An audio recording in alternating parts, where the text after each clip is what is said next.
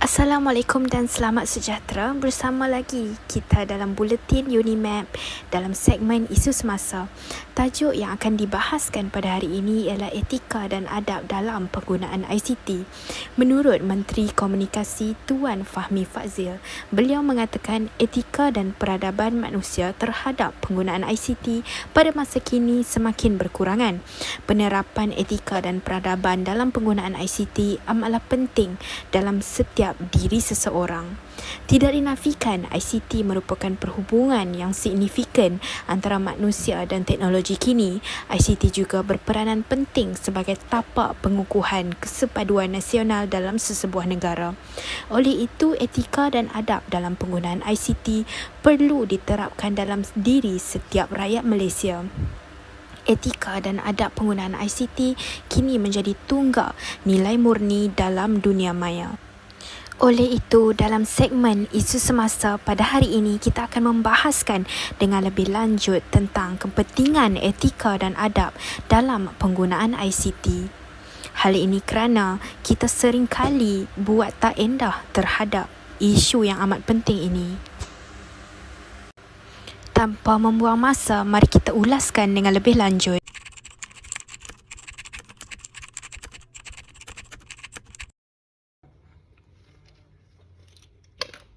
Hello, Hello, selamat tengah hari Puan.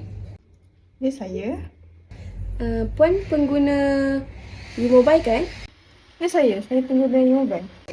Okey, macam ni Puan, nombor telefon Puan dah terpilih menang wang tunai berjumlah RM10,000. Wow, RM10,000. Ya, tahniah Puan. Nama saya terpilih. Nombor telefon Puan dah terpilih. Jadi macam mana saya nak dapatkan RM10,000 tu? Okey, sebagai syarat, Puan hanya perlu baca nombor TAC yang sama yang kami hantar kepada Puan untuk tujuan pengesahan. Dalam nombor saya sekarang tu? Ya, saya dah ada. Okey. 375 417. Okey, nama Puan Zahirah binti Muhammad Abidin kan? Ya saya. Okey. Sebentar lagi kami akan masukkan wang tunai tersebut di dalam akaun Puan. Nanti Puan cek tau. Jadi duit tu saya akan dapat hari ni ke? Ya betul Puan. Dalam masa berapa minit lagi Wow. duit tu hari ni. Wah, terima kasih. Ni dari mana? Dari mobile ke? Betul. Saya wakil mobile. Wow. Baik. Sekejap lagi saya pergi cek duit saya. Terima kasih. Okey, baik. Sama. Assalamualaikum dan selamat pagi. Bersama saya wartawan Farah dalam Buletin Unimap. Pada hari ini, isu yang sedang hangat diperkatakan ialah isu jenayah atas talian ataupun skema. Dan skema ini telah berleluasa sehingga ramai rakyat Malaysia yang masih tidak sedar tentang bahaya jenayah ini. Jenayah ini selalunya akan target untuk mendapatkan duit mangsa ataupun maklumat peribadi untuk tujuan kepentingan mereka. Sekarang saya akan menemu bual seorang mangsa skamer yang telah kehilangan wang ringgitnya kerana terpercaya terhadap satu panggilan yang tidak dikenali. Okey, sekarang saya bersama dengan mangsa yang telah kehilangan duit. Okey, boleh Cik ceritakan sikit macam mana duit Cik boleh hilang sejumlah yang sangat banyak tu? Okey, pada 2 hari lepas, saya sedang berada di tempat kerja dan tiba-tiba ada someone yang call nombor yang tak dikenali dan saya pun pergi angkat. Dan tiba-tiba dia cakap kat saya nombor saya dipilih untuk menjadi pemenang dan saya sangat-sangat excited sebab dia menawarkan RM10,000. Jadi saya sangat excited. Jadi dia meminta saya nombor TAC dan pada masa yang sama saya terus bagi nombor TAC saya. Dan saya tak sangka yang itu adalah scam untuk ambil duit saya dalam bank. Dan duit RM10,000 tu duit yang saya kumpul dah lama dan tiba-tiba dia hilang situ je. Jadi Saya tahu ni adalah kebodohan saya, tapi itulah. Saya faham, Cik.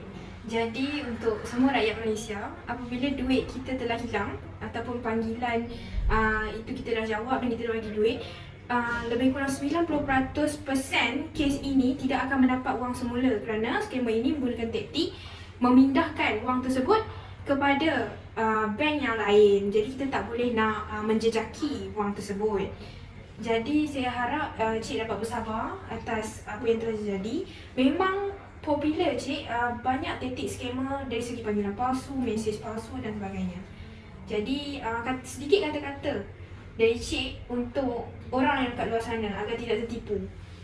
Daripada saya, seorang mangsa yang pernah ditipu oleh skamer, saya menasihati semua yang kat luar sana, kalau ada nombor telefon yang tak dikenali, tolong jangan angkat. Kalau boleh, kalau anda memenangi apa pun yang ditawarkan, tolong make sure periksa dulu banyak kali, periksa laman web semua sahih atau tidak, supaya anda tak terjadi macam saya.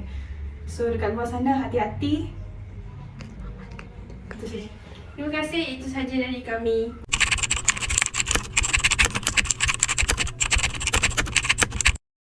Selamat pagi, saya Atika, wartawan daripada Buletin Unimap.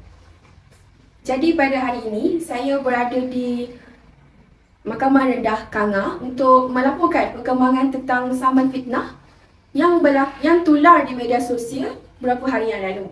Kes ini muncul kerana individu tersebut telah disyaki menyebarkan kandungan fitnah di platform media sosial. Jadi pihak tergugat mengambil keputusan untuk menggunakan undang-undang sebagai bentuk pengajaran kepada pihak yang melakukan fitnah tersebut. Bersama saya, Puan Elina yang merupakan mangsa penyebaran fitnah di media sosial. Puan Elina, boleh Puan ceritakan kronologi bagaimana Puan tahu Puan difitnah? Mula tu, saya menyampaikan gambar tersebut kepada saya dan tanya adik saya itu, kau? Saya cakap tidak. Dan saya pun pergi ke balai polis untuk menyamai malu kerana saya ingin membersihkan nama baik saya dan menidakkan itu bukan saya. Jadi saya telah keluarkan saman tersebut untuk membersihkan nama baik saya dan juga nama keluarga saya dengan sebersih-bersihnya. Ini adalah surat saman yang telah kami keluarkan atas laporan salah seorang mangsa fitnah dan pengaiban di media sosial. Apa yang membuatkan Puan tergerak hati untuk menggunakan undang-undang sebagai salah satu langkah untuk mencegah kes ini? Saya mengeluarkan saman ini untuk menjadikan pengajaran kepada orang-orang yang memfitnah seseorang individu tanpa bukti yang kukuh dan juga dapat menjadi pengajaran kepada diri saya sendiri untuk mengamalkan etika dalam menggunakan media sosial.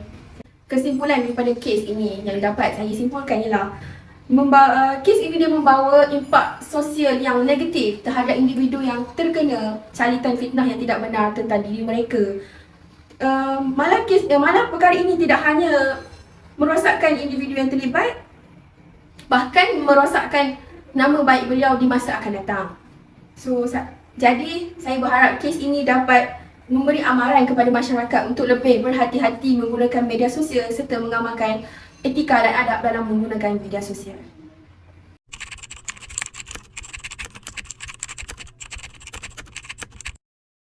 Assalamualaikum ya bagi Puan. Hari ini Puan akan terima vaksin yang pertama. Adakah Puan yakin untuk cucuk vaksin? Ya, saya yakin. Okay. Tapi saya takut sikit. Tapi tak apa, vaksin ni baik kalau terima. Jaga kontak Puan kepada kena vaksin, insyaAllah. So, saya akan cucuk sikit Puan. Ni kat Puan Baik. Okay, dah Puan. Saya harap baiklah untuk badan Puan ya. Terima kasih. Bersama saya Aisyah Madria, wartawan Buletin Unimap. Seperti yang kita semua tahu, gejala COVID-19 semakin berleluasa, bilangan kematian juga semakin bertambah. Sekarang saya berada di pusat vaksinasi. Hari ini saya akan menemu ramah seorang penerima vaksin yang agak lambat. Okey, bersama saya salah seorang penerima vaksin iaitu Puan Farah.